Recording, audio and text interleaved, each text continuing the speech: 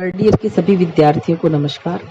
बच्चों, कल अपन लोगों ने थॉमस एक्विनास के राज्य संबंधी विचार पढ़े थे। आज मैं आपको उनके कानून संबंधी विचारों के बारे में बताऊंगी। थॉमस एक्विनास जो हैं, उन्होंने कानून के एक ऐसे सिद्धांत को प्रतिपादित किया है जिसके माध्यम से अरस्तु, स्टोइक और सिसरो आदि के विचार मिलकर वर्तमान समय में हमारे सम्मुख आते हैं। प्राचीन समय में कानून और न्याय के संबंध में कोई स्पष्ट विचारधारा नहीं थी। संत एक्विनास ने इन दोनों क्षेत्रों में आगे बढ़कर इनकी परिभाषा और व्याख्या की है। कानून की परिभाषा करते हुए उन्होंने कहा है कि कानून विवेक से प्रेरित और लोक कल्याण हेतु उस व्यक्ति द्वारा जारी किया गया आदेश है जो व्यक्ति पर समुदाय की व्यवस्था का भार होता है। जिस व्यक्ति पर समुदाय की व्यवस्था का भार होता है। कानून सार्वभौमिक है। कानून के ऊपर कोई सत्ता नहीं होती। कानून की आज्ञा पालन सबको करना होता है। एक्विनास का कहना है कि कानून की जो एक विशेषता होती है वो उसकी अपरिवर्तनशीलता होती है। यानी इसका आशय केवल यह है कि राजा उसमें मनमाने ढंग से परिवर्तन नहीं कर सकता। और इसके अलावा इसमें सबसे बड़ा गुण यह है कि विधियां अस्वाभाविक रूप से मनुष्य के स्वभाव के विपरीत कार्य नहीं करती, यानी कि उनमें स्वाभाविकता भी होती है। एक्विनास जो है कानून का मूल स्रोत प्रकृति को मानता है। अतः यदि कानून न्याय या धर्म के सिद्धांतों का उल्लंघन करते हैं तो वह वास्तविकता नहीं वरन कानून का विकृत रूप होगा। उनका प्रयास था कि मानवीय कानून जो है देवीय कानून के साथ सामंजस्य प्रकट करें। उनके अनुसार मानवीय कानून कोई अलग वस्तु नहीं है वरन वह ईश्वरीय सत्ता की देन है जिसके द्वारा देवी और भौतिक सभी वस्तुओं पर नियंत्रण रखा जाता है।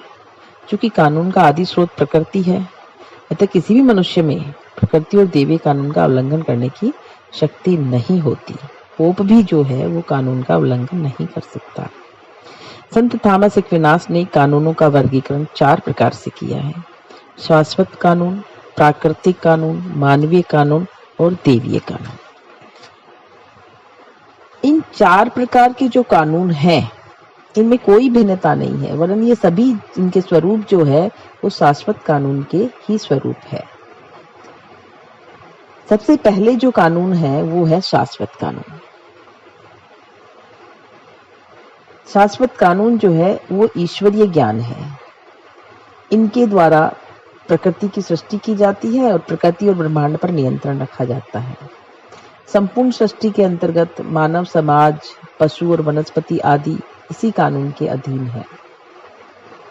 थॉमस अपनी रचना सुम्मा थियोलॉजिका में लिखते हैं कि शाश्वत कानून जो है वो देवीय ज्ञान है जो सभी कार्यों और प्रवृत्तियों को निर्देशन देता है। वह स्वयं में सत्य है। सेबाइन के शब्दों में शाश्वत कानून जो है वो देवी शक्ति की शाश्वत योजना है जिसे भारी सृष्टि व्यवस्थित होती है।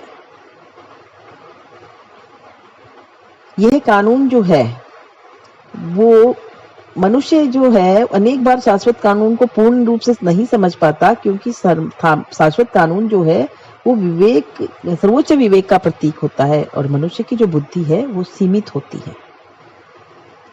इस प्रकार एक्विनास ने शाश्वत कानून को ईश्वरीय ज्ञान कहा है और जिसकी रचना प्रकृति करती है। दूसरा, इन्होंने प्राकृतिक कानून के बारे में बताया है कि थॉमस एक्विनास प्राकृतिक कानूनों के बारे में ये कहा है कि प्राकृतिक कानूनों की उत्पत्ति जो हुई है वो शाश्वत कानूनों से ही हुई है।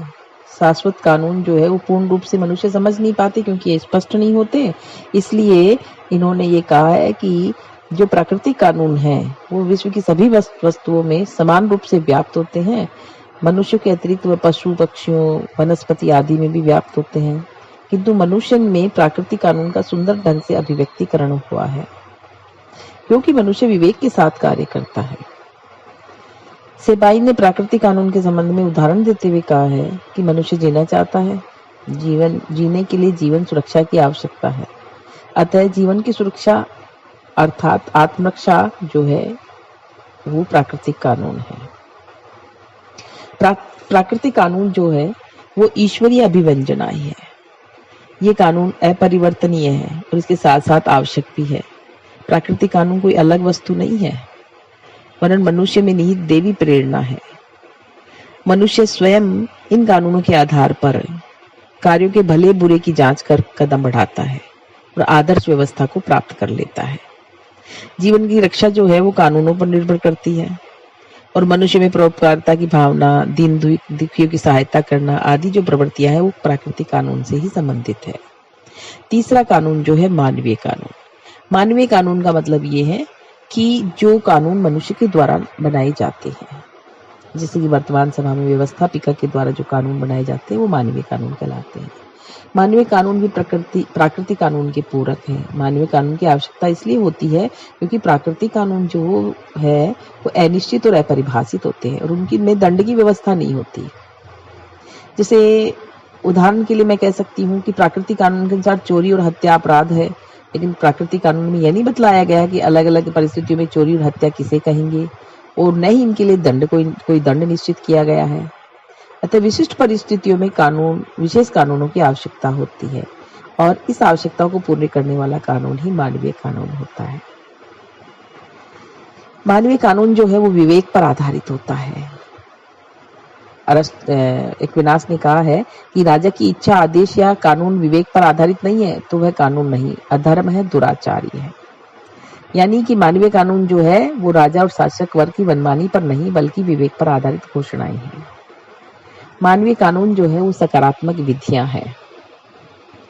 मानवीय कानून ऐसी सकारात्मक विधियां हैं जिन्हें किसी विशेष समय पर मानव आवश्यकताओं के लिए निर्मित किया जाता है।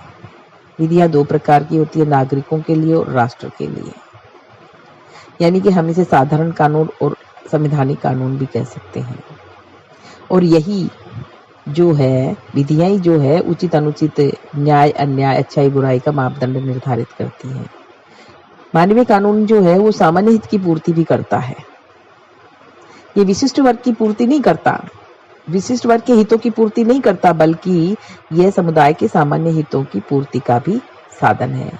एक्विनास ने इस संबंध में कहा है कि जिस प्रकार सूर्य बिना किसी पक्षपात के समस्त दृष्टि को उष्णता प्रदान करता है, उसी प्रकार मानवीय कानून के द्वारा निष्पक्षता के साथ समस्त जनता के हितों की रक्षा और वृद्धि की जानी चाहिए। मानवीय कानून जो है वो लौकिक क्षेत्र तक सीमित है। एक्विनास कहते हैं कि शाश्वत, प्राकृतिक और दैवीय कानून जो है वो लौकिक जीवन के साथ साथ पारलौकिक जीवन से संबंधित है, लेकिन जो मानवीय कानून है वो केवल लौकिक जीवन से ही संबंधित है। मानवीय कानून जो है सार्वजनिक सहमति और मान्यता पर भी आधारित होते हैं। मानवीय कानून जो है जिन्हें समाज में लागू किया जाता है और जिनका मुख्य लक्ष्य जन कल्याण की सिद्धि होता है, तो इसकी जो महत्वपूर्ण बात होती है वो है सार्वजनिक सहमति पर आधारित कानून। डनिंग ने कहा है कि कानून को प्रभावी बनाने के पीछे समुदाय की मान्यता होनी चाहिए। मानवीय कानून के पीछे दंड की शक्ति भी होती है। अगर कोई मानवीय कानून का उल्लंघन करता है तो उनको दंडित किया जाता है। मानवीय कानून का शाश्वत, प्राकृतिक और दैवीय कानून तथा रीति रिवाजों और परंपराओं आदि से यही बात जो है वो भेद स्पष्ट करती है। इनके पीछे दंड की शक्ति नहीं होती और मानवीय कानून के पीछे सीधी दंड की शक्ति होती है। मानवीय कानून का पालन सशर्त होता है। एक्विनास कहते हैं कि प्राकृतिक कानून मानवीय कानून में कोई विरोध नहीं मानता और उनके अनुसार मानवीय कानून प्राकृतिक कानून के अनुकूल होने चाहिए। यदि मानवीय कानून इन शर्त को पूरा नहीं करते तो उनका उल्लंघन किया जा सकता है। एक्विनास ने स्पष्ट कहा है कि एक अत्याचारी शासक के अधिनियम कानून नहीं वरन कानून के विकृत रूप है। इन्हें कानून के स्थान पर हिंसा के कार्य ही किया जा सकता है। और जो अंतिम कानून है वो है दैवीय कानून। दैवीय कानून का मतलब है कि जो हमारे बाइबल आदि में, धर्म नियमों में जो प्रतिपादित की गई देववाणियां हैं, स्त्री व्यवस्थाएं हैं, वो ही दैवीय कानून है। जब कोई मनुष्य विवेक शून्य हो जाता है तो ये दैवीय विधियां ही मनुष्य में उत्पन्न कमियों और बुराइयों को दूर करती है। इन विधियों का पालन भी अन्य विधियों की भांति ही आवश्यक है, क्योंकि संसार के बंधनों में पड़ा हुआ मनुष्य केवल इन विधियों के पालन से ही शक्ति प्राप्त करता है।